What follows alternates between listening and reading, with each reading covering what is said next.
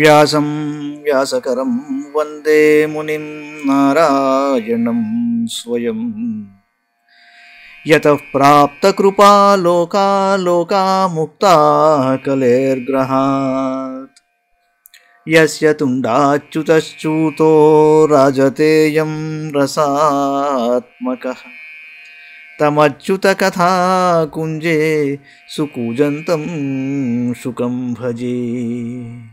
శ్రీధరం శ్రీధరం వందే శ్రీధరైకపరాయణం. శ్రీధరం శ్రీధరం వందే శ్రీధరైకపరాయణం. యస్యైవ శ్రీప్రసాదేన శ్రీధరేయం కృతిః కృతా.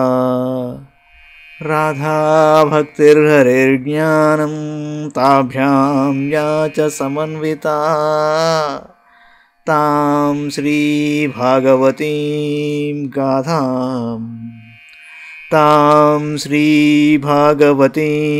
గాథాం వందే యుగళరూపిణీ. నీ పద్యావళులాలకించు చెవులు నిన్నాడు వాక్యంబులు. నీ పద్యావళులాలకించు చెవులు నిన్నాడు వాక్యంబులు. నీ పేరంబనిసేయు హస్తయుగముల్ నీ మూర్తిపై జూపులు.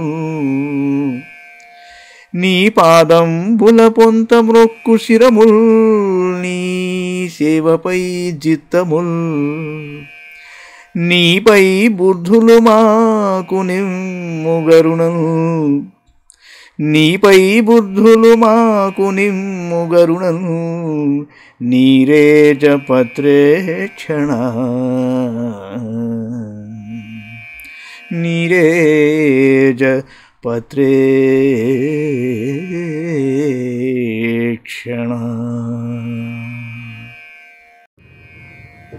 భాగవత మహాపురాణంలో సప్తమ స్కంధంలో మనం 5వ అధ్యాయంలో ఉన్నాం. మొదటి భాగం చూద్దాం. హిరణ్యకశిపుడు ప్రహ్లాదుని వధించుటకు ప్రయత్నించుట. పౌరోహిత్యాయ భగవాన్ మృతః కావ్యః కిలాసురై షండామర్కౌ సుతౌ తస్య దైత్యరాజగృహాంతికే. నారదుడన్నాడు, దైత్యులు పూజ్యుడైన శుక్రాచార్యుని తమ పురోహితునిగా నియమించుకొని ఉన్నారండి. అతనికి షండు అమర్కుడు అని 2 కుమారులు ఉన్నారు. వారు భవనమునకు సమీపమునందే నివసిస్తూ ఉండేవారు. హిరణ్యకశిపుని ఆదేశానుసారం వారు నీతి కోవిదుడైన ప్రహ్లాదునకును ఇంకను ఇతర దైత్య బాలురకును రాజనీతి అర్ధనీతి శాస్త్రములను నేర్పుతూ ఉండేవారు. తౌ రాజ్ఞా ప్రాపితం బాలం ప్రహ్లాదం నయ కోవిదం పాఠయామాస పాఠ్యానన్యాంశ్చాసుర బాలకాన్ యత్తత్ర గురుణా ప్రోక్తం శుశ్రువేనుపపాఠ చ. న సాధు మనసా మేనే స్వపరాసద్గ్రహాశ్రయం ఏకదా సురరాట్ పుత్రమంకమారోప్య పాండవ పప్రచ్ఛ కథ్యతాం వత్స మన్యతే సాధు యద్భవాన్. ప్రహ్లాదుడు గురువు నేర్పిన పాఠమును వింటూ ఉండేవాడు. యథాతథముగా వినిపిస్తూ ఉండేవాడు కానీ అవి అతని మనస్సునకు నచ్చట్లేదు. ఎంచేతంటే ఆ పాఠమును స్వపరభేదములను తెలుపుతూ ఉండేది. ధర్మరాజా, ఒకనాడు హిరణ్యకశిపుడు తన పుత్రుడైన ప్రహ్లాదుని ప్రేమతో ఒడిలో చేర్చుకుని ఇలా ప్రశ్నించాడు, కుమారా, నీవు నేర్చిన వాటిలో నీకు మంచిదని తోచిన ఒకదానిని వినిపించుము. నీకు ఇది బాగుంది అనిపించిందని చెప్పు అన్నాడు.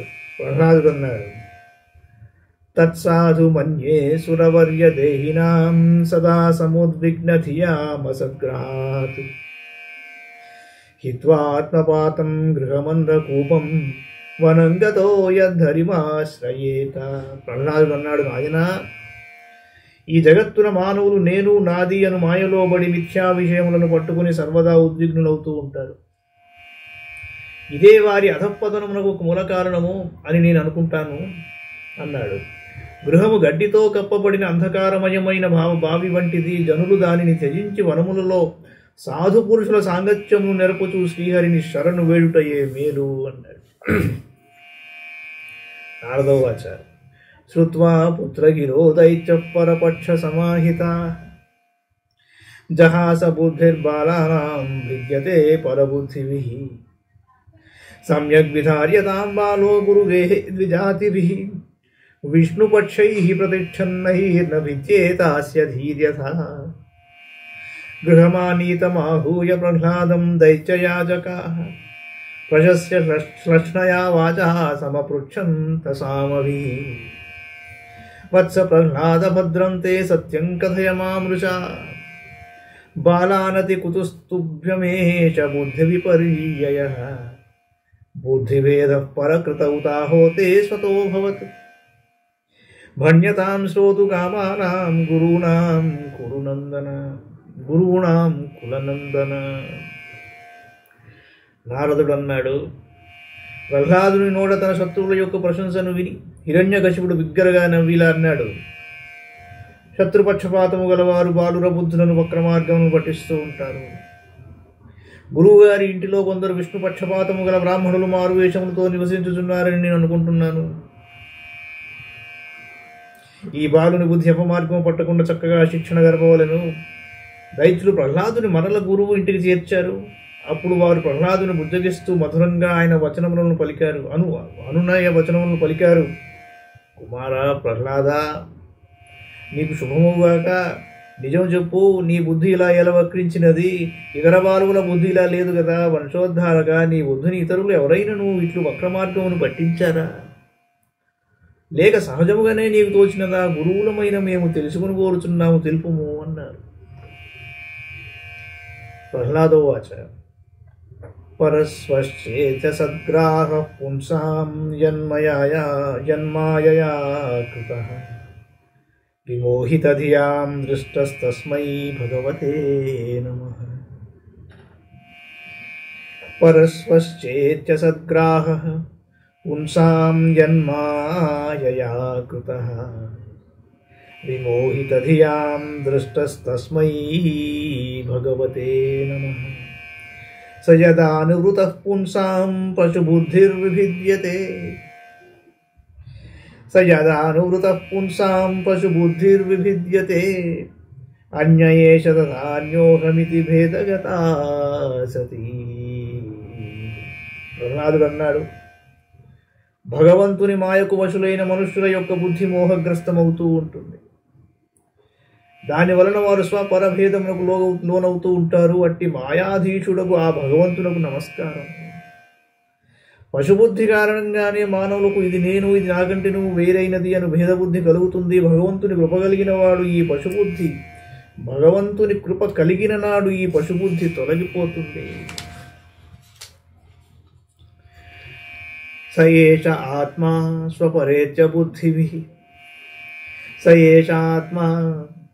స్వపరేత్య బుద్ధిభిః దురచ్చయానుక్రమణో నిరూప్యతే ముహ్యంతి యద్వర్త్మని వేదవాదినో బ్రహ్మాదయో శేష భినత్తి మే మతిం. ఈ ఆత్మయే ఆ పరమాత్మ. అజ్ఞానులు ఇది నేను, ఇతడు పరాయివాడు అని భేదంతో ఆ ఆత్మనే వర్ణిస్తూ ఉంటారు. ఆ ఆత్మతత్వమును తెలుసుకున్నట్టు మిగుల కష్టము. బ్రహ్మాది వేదజ్ఞులు కూడా ఆ విషయమున మోహితులవుతూ ఉంటారు. ఆ పరమాత్మయే నా బుద్ధి వక్రించినది అని మీతో పలికిస్తున్నాడు గురువులారా.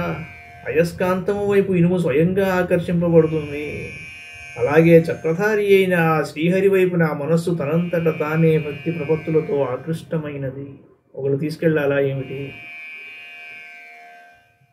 యథా బ్రాహ్మ్యచ్చయో బ్రహ్మన్ స్వయమాకర్ష సన్నిధౌ తథా మే భిద్యతే చేతశ్చక్రపాణేర్యదృక్షయా. నారదోవాచ ఏతావద్బ్రాహ్మణాయోక్త్వా విరరామ మహామతి తన్నిర్భత్స్యాథ కుపితర్సదీనో రాజసేవకః అనీయతామరే వేత్రమస్మాకమయస్కరః కులాంగారస్య దుర్బుద్ధేశ్చతుర్భోస్యోదితో తమః దైతేయ చందనవనే జాతోయం కంటకద్రుమహయన్మూలోన్మూలపరశోర్విష్ణోర్నాలాయితోర్భగః ఇతి తం ద్వివిధోపాయైర్భీషయం స్తర్జనాదిభిః ప్రహ్లాదం గ్రాహయామాస త్రివర్గస్యోపపాదనం. తత ఏనం గురుర్జ్ఞాత్వా జ్ఞాతజ్ఞేయ చతుష్టయం దైత్యేంద్రం దర్శయామాస మాతృముష్టమలంకృతం పాదయోః పతితం బాలం ప్రతినంత్యాశిషాసురః పరిష్వజ్య చిరం దోర్భ్యాం పరమామాపనిర్వృతిం. ఆరోప్యాంకమవఘ్రాయ మూర్ధన్యశ్రుకలాం బుభుః ఆసించన్ వివసద్వక్త్రమిదమాహ యుధిష్ఠిర. నారదుడు అన్నాడు, పరమజ్ఞాని అయిన ప్రహ్లాదుడు తన గురువుతో ఇలా పలికి మిన్నకుండెను. ఆ పురోహితుడు రాజునకు సేవకుడు, పరాధీనుడు. అతనిలో కోపం ముంచుకొని వచ్చింది. అప్పుడు ఆ పురోహితుడు ప్రహ్లాదుని మందలిస్తూ ఇలా అన్నాడు, అరే, ఎవరైనాను ఒక బెత్తము తీసుకొని రండి.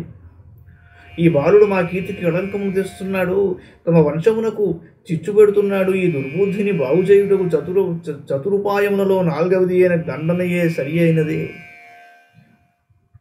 దైత్యవంశమనడి చందన వనమునందు ఇతడు ఒక ముండ్ల పొదవలే జన్మించాడు. ఈ అర్భకుడు అతనికే తోడ్పడుతున్నాడు. ఈ విధంగా గురువు పలు విధములుగా మందలిస్తూ ప్రహ్లాదుని భయపెట్టాడు. ధర్మార్థ కామముల యందు అతనికి శిక్షణ ఇచ్చాను. ప్రహ్లాదుడు సామధాన భేద దండోపాయములను గూర్చి చక్కగా తెలిసిన వాడిని గురువు గ్రహించాడు. అప్పుడు అతడు ప్రహ్లాదుని అతని తల్లి దగ్గరకు తీసుకుని వెళ్ళాడు. తల్లి మిక్కిలి వాత్సల్యంతో అతనిచే స్నానము చేయించి మంచి వస్త్రాభరణములను అలంకరింపజేసింది. తరువాత ఆమె అతనిని హిరణ్యకశిపుని దగ్గరకు తీసుకుని వెళ్ళిందిట. ప్రహ్లాదుడు తన తండ్రి పాదములకు నమస్కరించాడు. హిరణ్యకశిపుడు అతనిని ఆశీర్వదించి తన 2 చేతులతో లేవనెత్తి అక్కును చేర్చుకున్నాడు.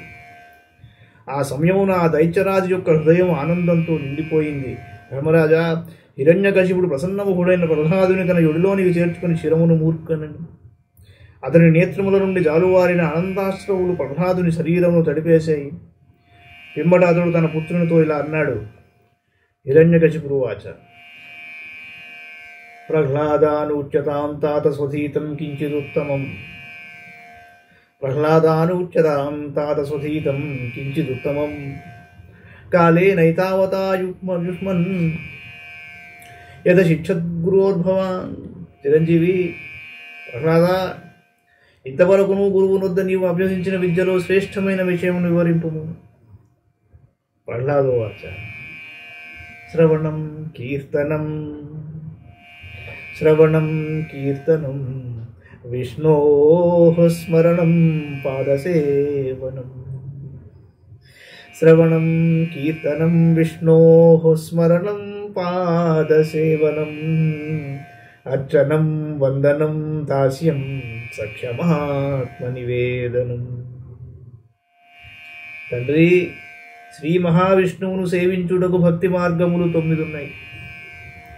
శ్రీహరి గుణములు, లీలలు, నామములు మున్నగు వానిని వినుట, వాటిని కీర్తించుట, ప్రభువు యొక్క నామరూపాదులను స్మరించుట, ఆయన పాదములను సేవించుట, అర్చించుట, స్వామికి ప్రణమిల్లుట, దాస్యము చేయుట, సఖ్యభావమును నెరపుట, ఆత్మనివేదనము చేయుట, ఈ 9 మార్గములనే నేను ఉత్తమ విద్యగా భావిస్తున్నాను.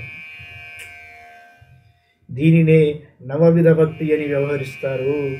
శ్రవణం కీర్తనం విష్ణోః స్మరణం పాదసేవనం. అర్చనం వందనం దాస్యం సఖ్యమాత్మనివేదనం. ఇది పుంసార్పితా విష్ణౌ భక్తిశ్చేన్నవలక్షణా క్రియతే. భగవత్యద్ధా తన్మన్యేధీతముత్తమం. నిశమ్యైతత్సుతవచో హిరణ్యకశిపుస్తదా. గురుపుత్రమువాచేదం వృషా ప్రస్ఫురితాధరః. బ్రహ్మబంధో కిమేతత్తే విపక్షం శ్రయతా సదా. అసారం గ్రాహితో బాలో మామనాదృత్య దుర్మతే.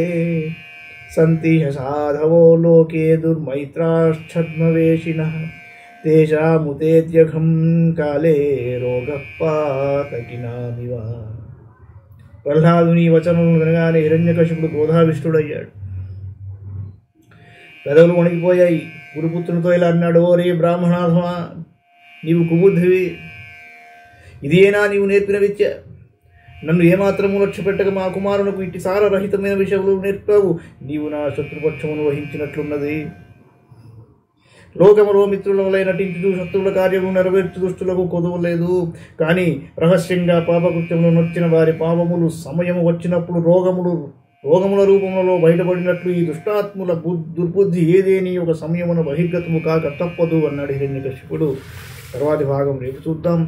మంగళం భగవాన్ విష్ణు, మంగళం గరుడధ్వజ, మంగళం పుండరీకాక్షో మంగళాయతనో హరి. సర్వం శ్రీకృష్ణార్పణమస్తు.